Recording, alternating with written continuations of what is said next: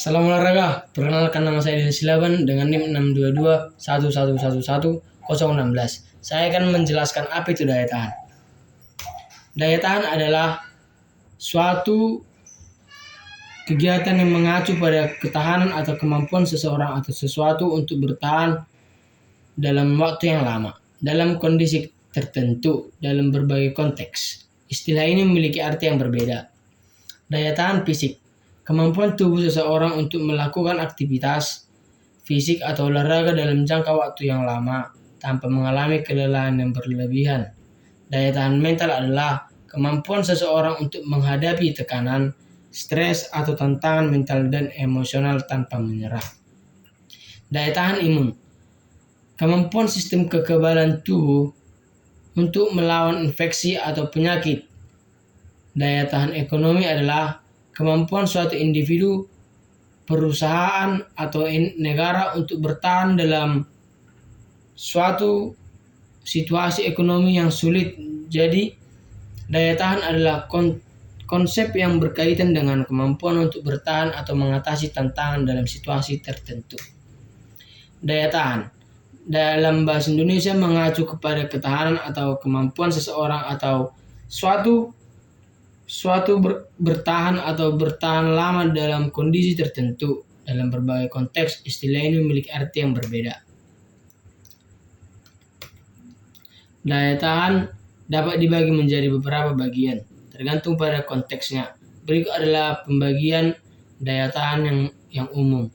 Daya tahan fisik kardiovaskular, kemampuan jantung dan paru-paru untuk mengirimkan oksigen ke otot selama aktivitas fisik yang berkepanjangan. Daya tahan otot, kemampuan untuk melakukan aktivitas atau kontraksi berulang-ulang dalam jangka waktu lama tanpa kelelahan yang berlebihan. Daya tahan mental dan daya tahan emosional, kemampuan untuk mengelola emosi dalam situasi yang penuh tekanan, seperti mengendalikan kemarahan, ketakutan, atau kecemasan. Daya tahan psikologis, kemampuan seseorang untuk tetap optimis dan bertahan menghadapi stres, kesulitan, atau perubahan drastis dalam kehidupan. Daya tahan memiliki banyak kegunaan, terutama dalam konteks kesehatan, kebugaran, dan kehidupan sehari-hari. Berikut adalah beberapa kegunaannya. Kesehatan fisik.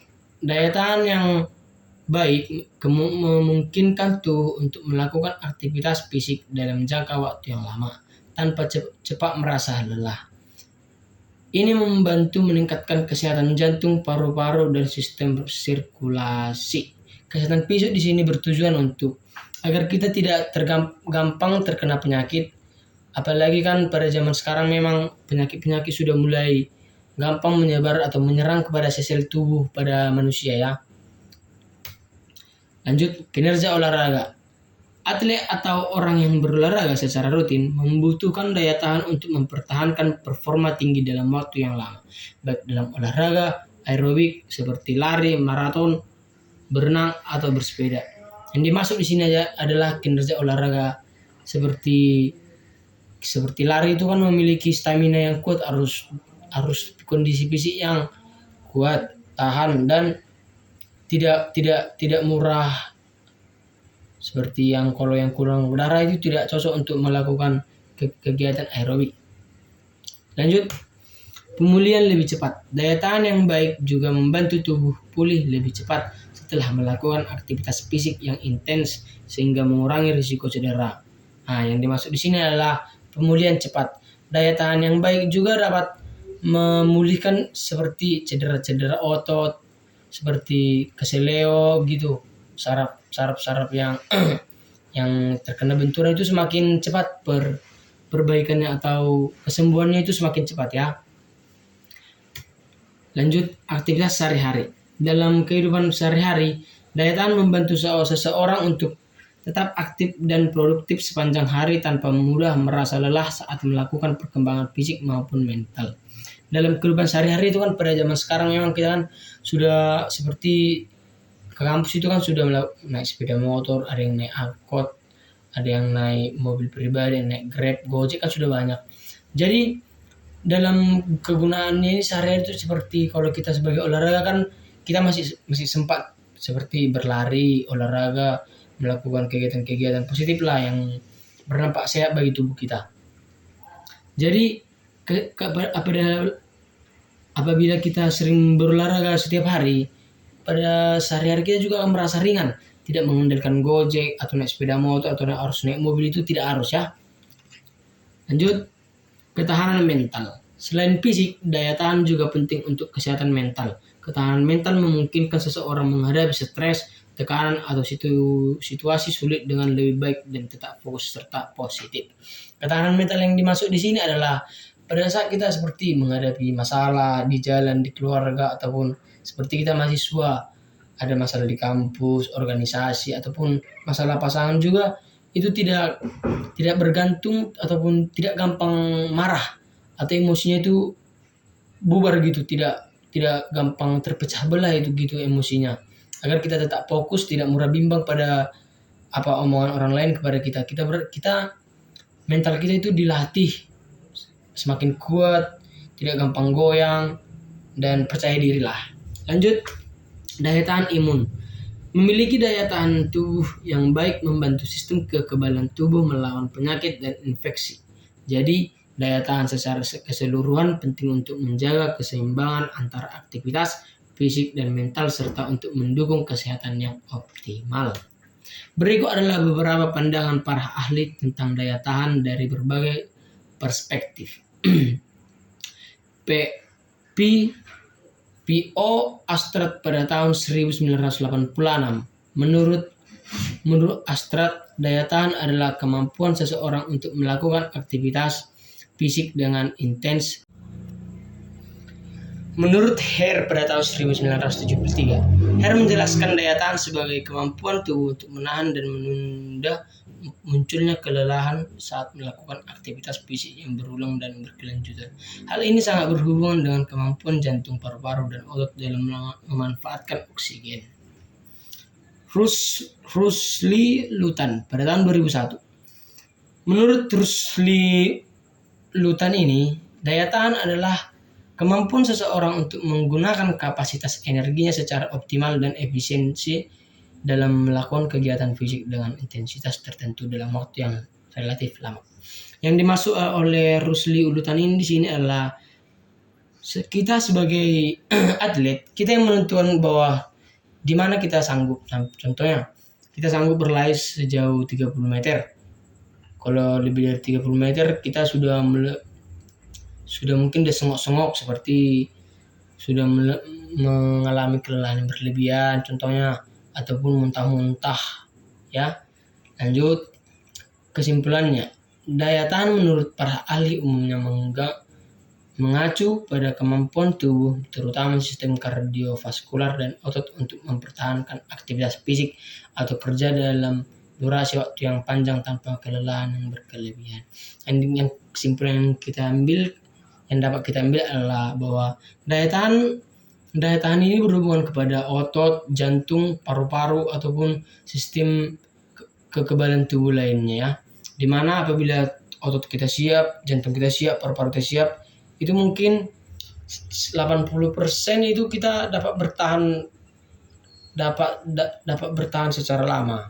Dimana kan kalau memang ototnya siap, fisiknya siap, itu kan dapat 80% dapat memengaruhi daya tahan kita lebih baik lah ataupun lebih lama.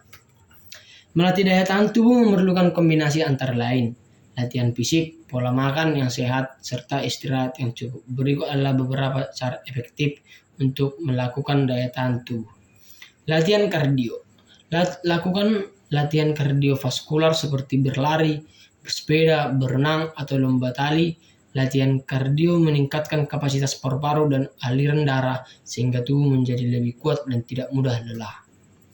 Latihan interval. Latihan interval adalah latihan dengan intensitas tinggi yang diselingi oleh periode istirahat singkat. Seperti contohnya kita lari 1000, nggak usah 1000. Kita lari 100 meter lalu kita berhenti contohnya 1-3 detik. Setelah itu kita lari lagi sejauh 100 meter Lalu kita istirahat. Setelah 100 meter dapat, kita istirahat 1 sampai 3 detik. Minimal itu istirahatnya sampai, kalau dia yang jaraknya dekat itu tapi menggunakan stamina yang full atau powernya itu harus dikeluarkan, itu biasanya 3 sampai 5 detik. Kemudian berjalan atau jogging selama 1 menit. Untuk siklus ini beberapa kali. Kegiatan yang dua tadi, jogging, lari sprint, ini dapat dilakukan oleh beberapa set ya. Latihan kekuatan. Latihan beban atau resistance training membantu membangun otot dan meningkatkan daya tahan secara keseluruhan.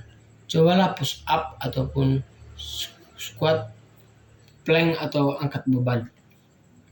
Pemanasan dan pendinginan. Sebelum dan sesudah latihan, lakukan pemanasan pendinginan untuk mencegah cedera dan memaksimalkan manfaat latihan. Apabila sebelum kita melakukan aktivitas inti, kita lebih baiknya melakukan pemanasan, di mana untuk mencegah seperti keseleo, saraf-sarafnya itu agar tidak kejang-kejang apabila kita melakukan aktivitas inti, contohnya berlari, agar urat-uratnya itu tidak, otot-otot itu dan saraf-saraf tidak terkejut ya.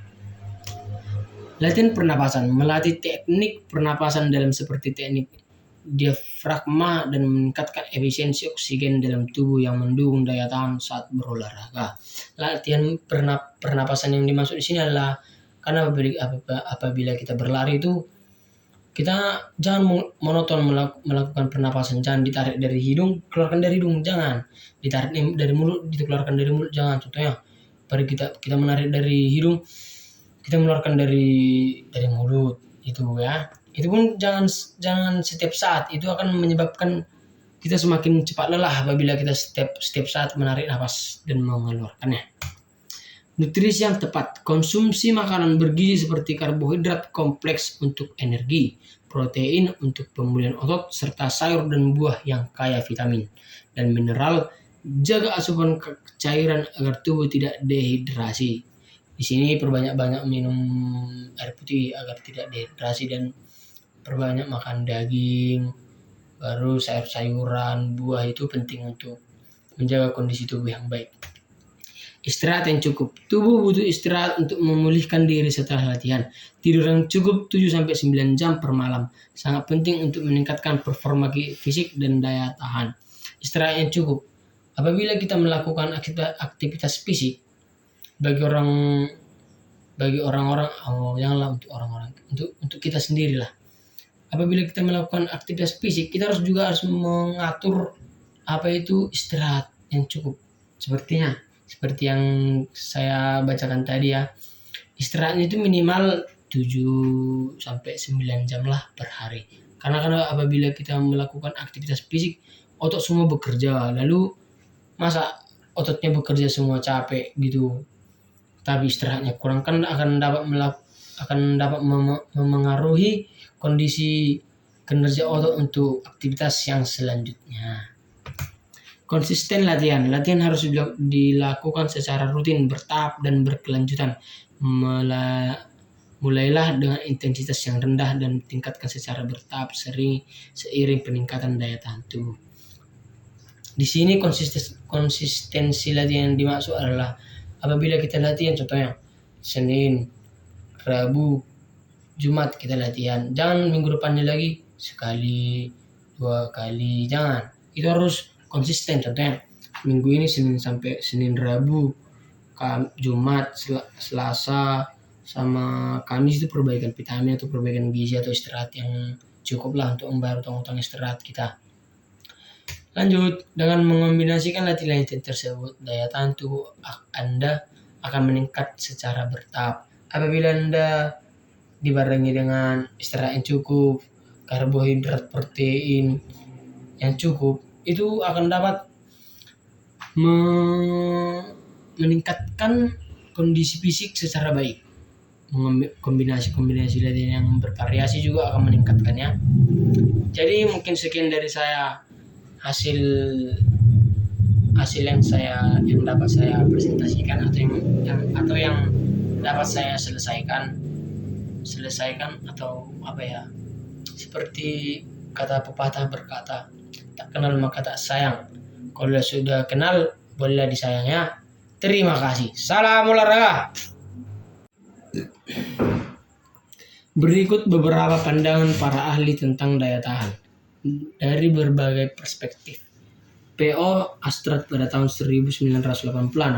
Menurut Astrat, daya tahan adalah kemampuan seseorang untuk melakukan aktivitas fisik dengan intensitas sedangkan hingga berat dalam jangka waktu yang lama tanpa mengalami kelelahan yang berlebih, yang berarti ini berkaitan dengan kapasitas kardiovaskular dan efisiensi metabolisme tubuh dalam mengelola energi. Di sini yang dimaksud oleh Astrat pada tahun 1986, dia berpandangan bahwa daya tahan itulah suatu kegiatan yang dilakukan seseorang atau atlet itu tanpa memiliki rasa berkelelahan yang berkelanjutan, seperti sakit pinggang yang berkelanjutan, seperti sakit naik BTS itu tidak terjadi menurut si Astrat. Berikutnya, menurut Bompa pada tahun 1994, Bompa mendefinisikan daya tahan sebagai kemampuan seseorang untuk bertahan dalam melakukan kerja fisik dalam waktu yang panjang, menjaga efisiensi tenaga, dan menghindari kelelahan. Ini mencakup kemampuan otot-otot dalam berkontraksi terus-menerus dalam jangka waktu yang lama. Menurut Bompa di sini, pada saat melakukan daya tahan, itu yang paling penting itulah daya tahan pada otot kaki terutamanya ya. Apabila kita berlari, itu daya otot kaki yang bertahan. Lanjut, Foxborn and Foss pada tahun 1993. Mereka berpendapat bahwa daya tahan adalah kemampuan tubuh untuk melakukan aktivitas yang memerlukan energi secara terus-menerus tanpa mengalami kelelahan yang berlebihan. Mereka membagi daya tahan menjadi dua kategori, yaitu daya tahan kardiovaskular berhubungan dengan fungsi jantung dan paru-paru, dan daya tahan otot, kemampuan otot bekerja dalam waktu lama. Yang dimaksud di sini adalah fungsi jantung dan paru-paru berhubungan dengan kemampuan otot bekerja dalam waktu lama, di mana apabila ototnya baik padahal jantungnya kurang baik, itu tidak dapat melakukan daya tahan yang lama. Tetapi apabila fungsi jantungnya baik dan paru-parunya baik dan kemampuan ototnya juga bertahan cukup baik, itu berdampak pada kondisi fisik yang baik, atau bisa dikatakan sempurna lah, dapat bertahan lama apabila melakukan daya tahan seperti lari gitu kan. Lanjut,